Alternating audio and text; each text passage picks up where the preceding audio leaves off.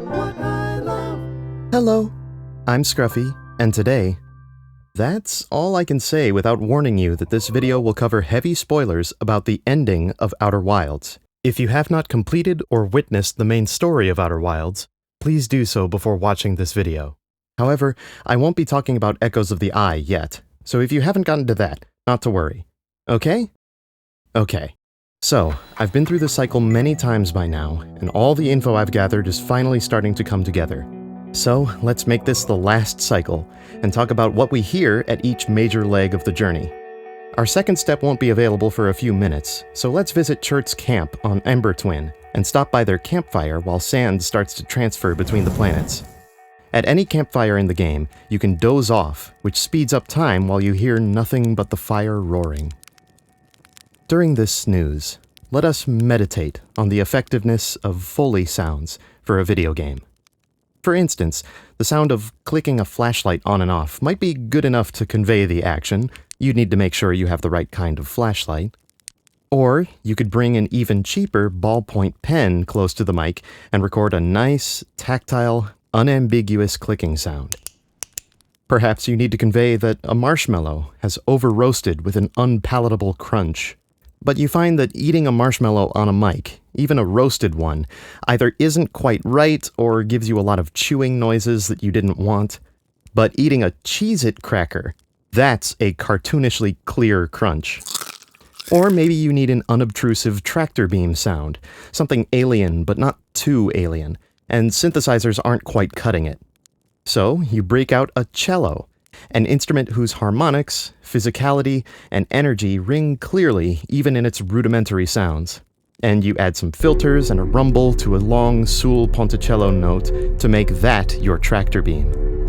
Your audience will only see the fictional source of the sound in the game, so you can make the sound with whatever object you want. And okay, that's enough time passed. Now we can fly over to Ash Twin, which has lost a considerable amount of sand, revealing the structures underneath. We'll use a well-kept secret method of transport in one such structure to warp into the hollow core of the planet, where we behold the Ash Twin Project. It's crazy how early you can catch glimpses of this area without knowing what you're looking at, the revolving speckled rock and statue heads in the background giving the illusion of mysterious alien beings communicating with you. By the time you've pieced together enough clues to get here, though, the Nomai are a great deal more familiar, and that resonates in the music Andrew Prallo composed for this small area. In my previous Outer Wilds video, I brought up how instruments and compositional choices distinguish the ways that Harthians and Nomai communicate with the player. And we can certainly hear that distinguishment applied here. Haphazard fragments of recorded piano and synth drones eulogize the Nomai in all the ruins or remains you find of them, while the booming drums, unlike the majority of the soundtrack but similar to the drums in The Search, convey the gravitas of finally coming across a still-active fruit of the Nomai's research. Synth strings and heavy reverb broaden and expand the perceived size of the soundscape, so that even though the Ash Twin Project is physically a rather tight space and intimately tied to the Nomai, you feel the wide breadth of its ramifications, the possibility of finally escaping this time loop. But escaping this time loop means curtailing it by removing its power source, the warp core at the center of the Ash Twin Project's console. Once you remove it, and while you carry it with you, a new piece of music supersedes the rest of the game's soundtrack: Final Voyage. It clearly uses the same melody and orchestration as the End Times track, which by now you would have heard many times to warn you of the sun going supernova.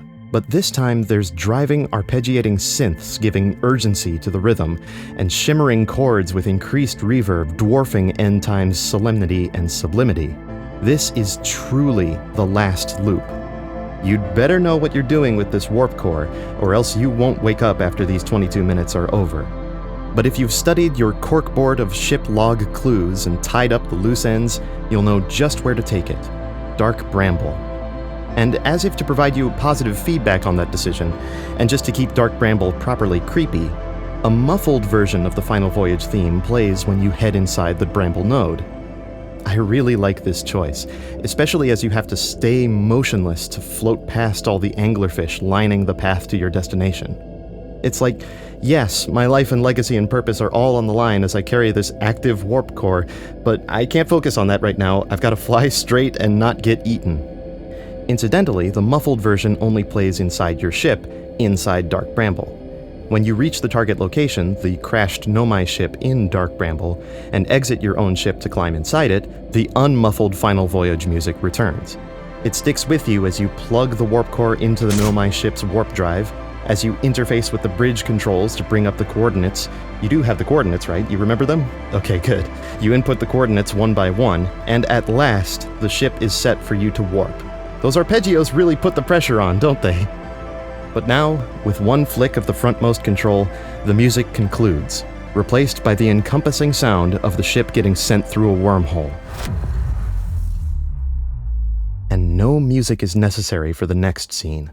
It's just you beholding the sublimity of the eye of the universe, the object of the Nomai's obsession that has entangled you for so many cycles. In contrast to the loud, accelerant soundscape that was just playing, your approach to the eye starts very quiet. Not even the brilliant minds of the Nomai knew what would come after this point, so the soundtrack holds its breath. And the eye makes very little ambient noise until you've warped to its surface and begin trekking forward. The closer you get to the center of the eye, the more hectic the macroscopic quantum events, which up to now have been scored with a memorable drone, reminiscent of an aleatoric choir. I mean, just listen to this. After nothing but quiet, eerie wind, this is virtually a horror soundscape. But not something creepy or malicious, only something sublime, something larger than you're meant to witness. But that won't stop you from approaching a large crater beneath the center of the eye, hiking up the spires that extend from it until you've revolved upside down, facing the eye like a pool beneath a diving board, and diving in. Music returns as you plummet through the cyclonic tunnel and crescendos as it opens into a cavernous expanse of quantum soup as you descend closer and closer to the substance through the eye.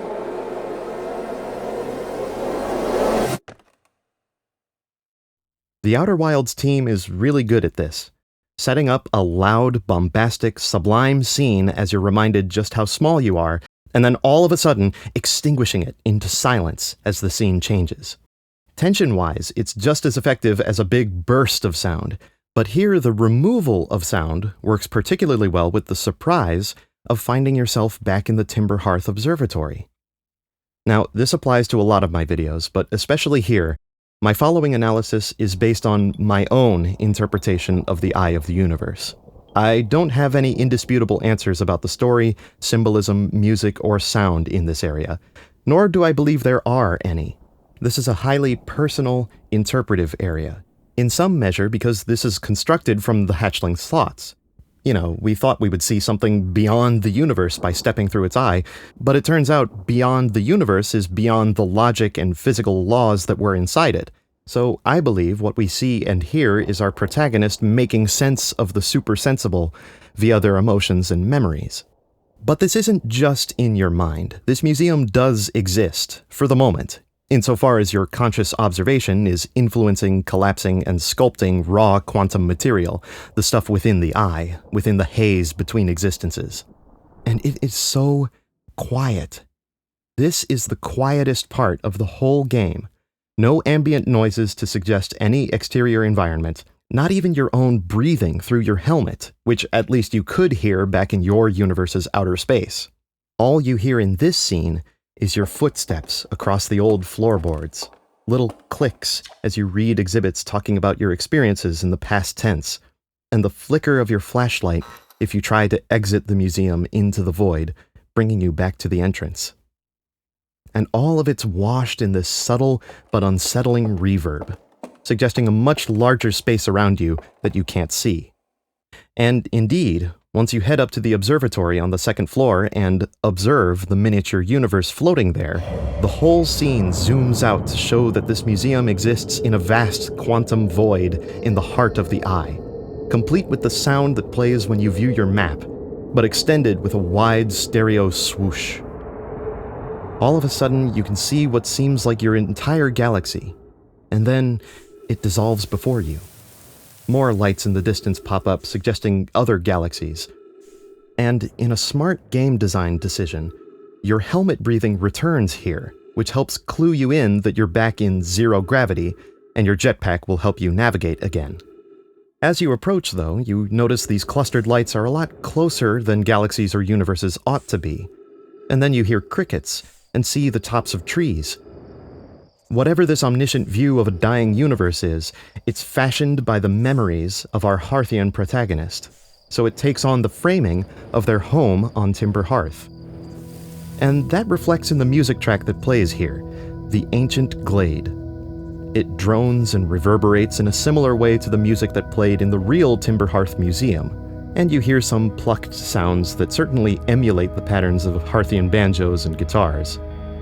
But something's off about them. There's an obscure veneer to the sound that isn't exactly muffled, more like low fidelity. And under the hood, that's what it is, an effect called bit crushing. Andrew recorded some guitar, then passed the audio through a bit crusher that reduces its sample rate and the resolution of the floating point numbers used to store each sample. The resulting sound has a lot more quantization noise. There's less dynamic range because there's less information, as with a sound played on an old computer that can't handle high sample and bit rates. I believe this music means more when you understand that effect, because you understand that all the information and objects this Hearthian used to know are dissolving away with each flicker of these little star clusters. The universe they just exited is ending, so sample by sample, the audio of that universe is ebbing away. I hope this isn't a coincidence, but the only other instance of bit crushing I've noticed in Outer Wilds' soundtrack is the following. If, via messing with a wormhole that sends you forward in time, you create a duplicate of something, such as the Little Scout, that duplicate Little Scout will start breaking down the fabric of space-time with a similarly bit-crushed sound. So I think it's fair to say bit crushing is reserved for a breakdown of information at the end of the universe. But in the case of the ancient glade, you're no longer in the universe, so you can bear witness to what comes after the end. And as all these lights disintegrate and you're left with just your flashlight, the music fades away and the soundscape shifts. The crickets also fade away and leave an eerie wind that you just heard outside the eye. You notice your footsteps and flashlight clicks are muffled, as if you were still in outer space. The trees are gone, replaced with quantum shards. Perhaps this is the hatchling coming to grips with their universe ending, with it their home and friends and memories and anything measurable, and faced with the unfathomable loneliness of a space after it. And the eye's quantum field constructs that loneliness into a new event, a nearby unidentified signal, which your signal scope relays to you is your own labored breathing in your helmet, 120 meters away. I'm sure I'm not the only one who got frightened by this brilliantly simple use of sound design for tension, and then frightened anew when you see the source of the sound is indeed yourself, a reflection of you, a quantum construction of your feeling of isolation. But even that reflection and its signal flicker away into the dark when you get close enough, becoming a dead tree and a group of rocks. And as you turn off and on your observation, it becomes successively smaller trees and a successively tighter ring of rocks until it becomes kindling for a campfire. When you light this fire, there's another subtle soundscape change. The eye's quiet wind sounds fuller and wider in stereo, and your footsteps in the fire crackling are not muffled, as though you're no longer in outer space. Why now?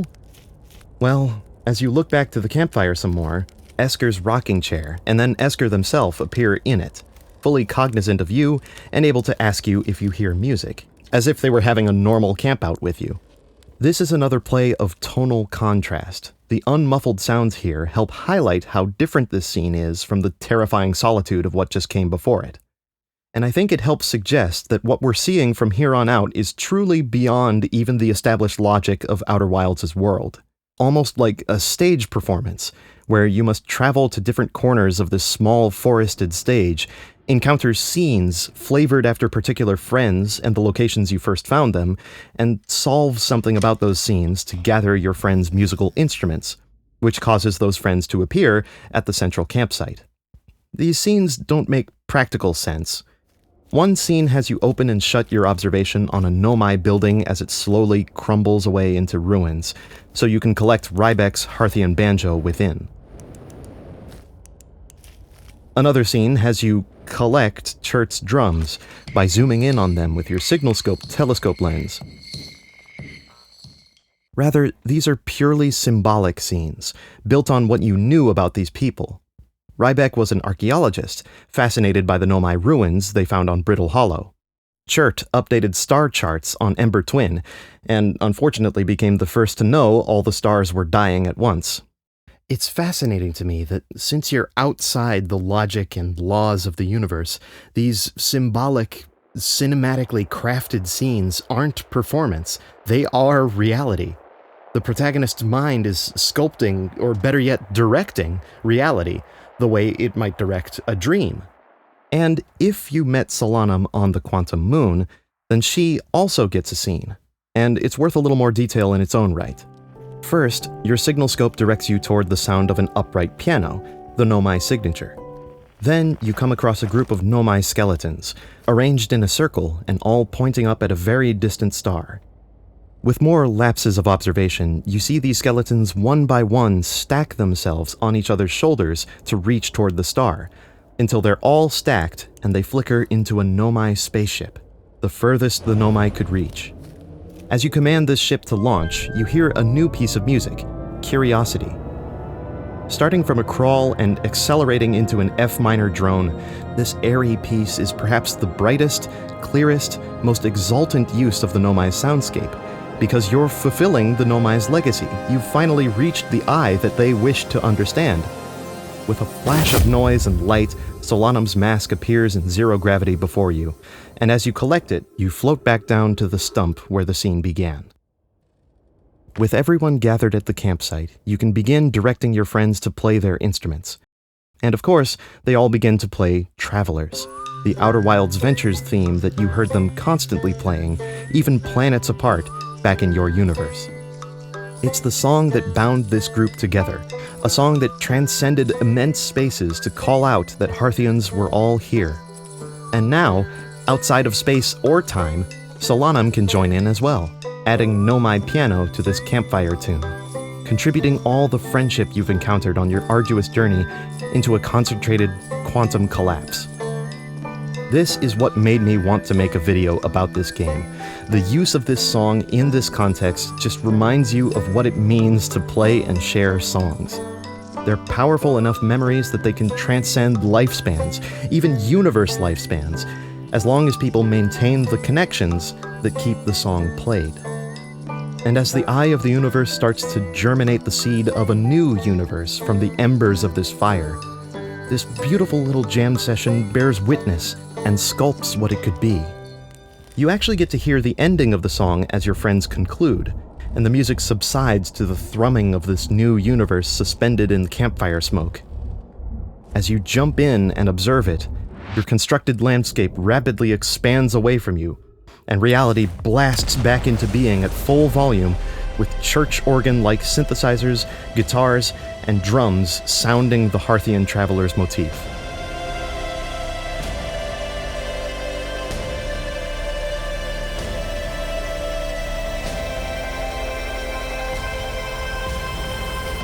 With that, your journey is finally complete.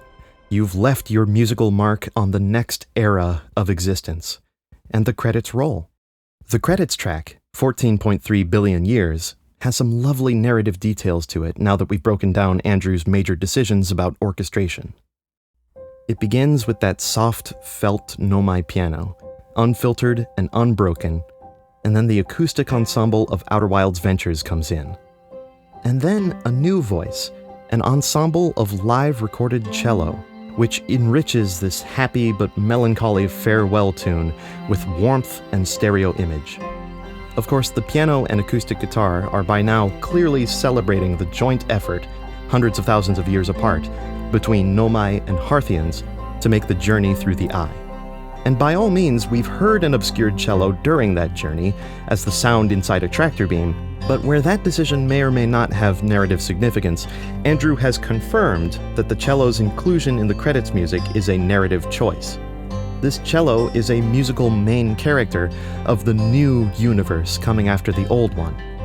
This song is the junction where all three of these musical characters can mingle as they pass on their existence. They all share in a reverent chorus of the Outer Wilds theme. And then, there's a passage in C minor, contrasting the previous C major, that borrows the soundscape and choir of Castaways, the haunting drone that played near Nomai remains and skeletons. This drone begins an elaboration and melody between cello and piano in C minor, perhaps a final lament that the Nomai didn't make it all the way to this transition of the universe. But it also ends up opening the motif that leads back into the Outer Wilds theme, via a crescendo from a cymbal that once again gets suddenly extinguished before the phrase is complete. The cello and Harthian acoustic instruments continue, playing parts that germinate out of the Outer Wilds melody, but not exactly the melody proper. The Nomai vanished practically in an instant, before the Harthians continued their legacy. And then the same transition occurs to the Harthian guitar and tape loops in this section, sinking under a cymbal crescendo before vanishing.